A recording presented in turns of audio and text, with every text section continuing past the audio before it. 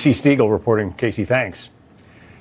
For more on all of this, let's bring in Arizona Congresswoman Debbie Lesko of the House Committee on Energy and Commerce, House Subcommittee on Energy as well. She's also on the Congressional Border Security Caucus. So you just heard the numbers, 230,000 in September, migrants coming across the border. How is this going to end? When is it going to end?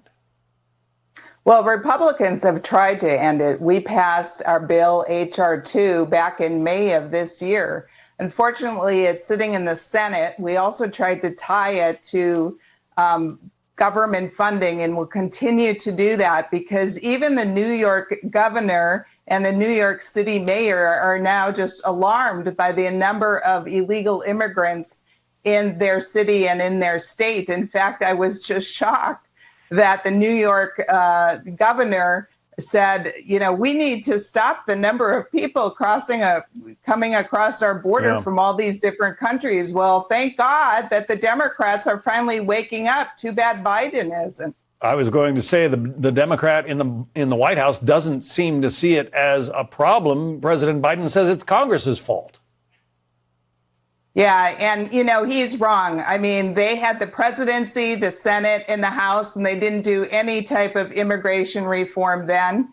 And so we want to secure the border. We need to secure the border. Here in Arizona, we have a Cochise County deputy sheriff that is currently in the hospital. It's not even alert, had surgeries because he was trying to stop a human smuggler and fell down into a wash, broke a bunch of bones, got a bunch of surgeries, and then had a turn for the worse. And so now he's not even alert. All his family is flying in. And this type of stuff happens quite frequently here in the Arizona border area and in Texas and in other border areas. So this is affecting everyone in our country. If it's affecting people in New York City, it's affecting people in Arizona. For goodness sakes, 151 people were caught this fiscal year that were on the terrorist watch list. And that's just what we know about. I mean, this is a huge problem.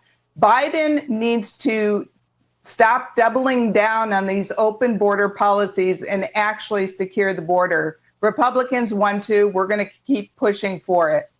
Let me bring your attention to the activities of yesterday and the 45-day extension of current spending levels. Matt Gaetz, your fellow Republican, is incensed. He says he's going to bring a motion to vacate the chair. In other words, essentially try to fire Kevin McCarthy as House Speaker. What do you think of his move, and what are the chances that it succeeds? Well, I've known Matt Gaetz for a while now. I served with him on Judiciary Committee during the impeachment.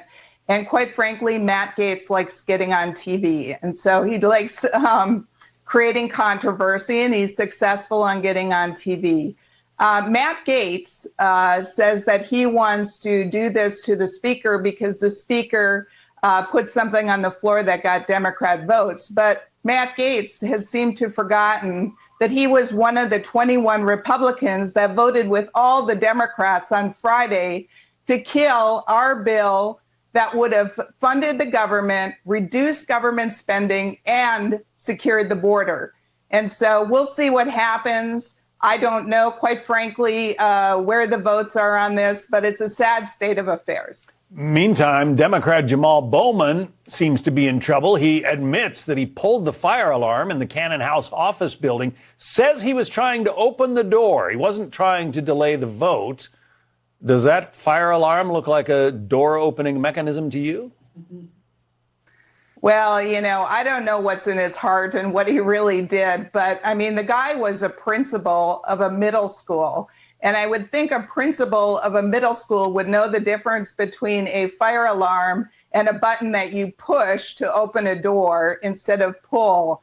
And so it's a little hard for me to believe, but we'll see what happens when the investigation goes through. So are you advocating any kind of punishment, or you want to see what the investigations reveal?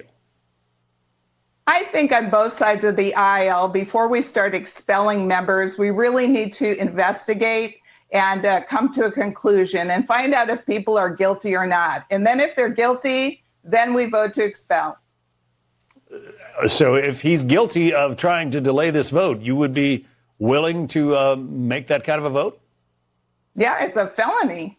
As far as I know, it's a felony. So yes, I would be willing to make the vote if he is guilty of what he is accused of doing. Well, he says he did it. The question is why? Arizona Congresswoman Debbie Lesko, thanks for coming on. Thank you.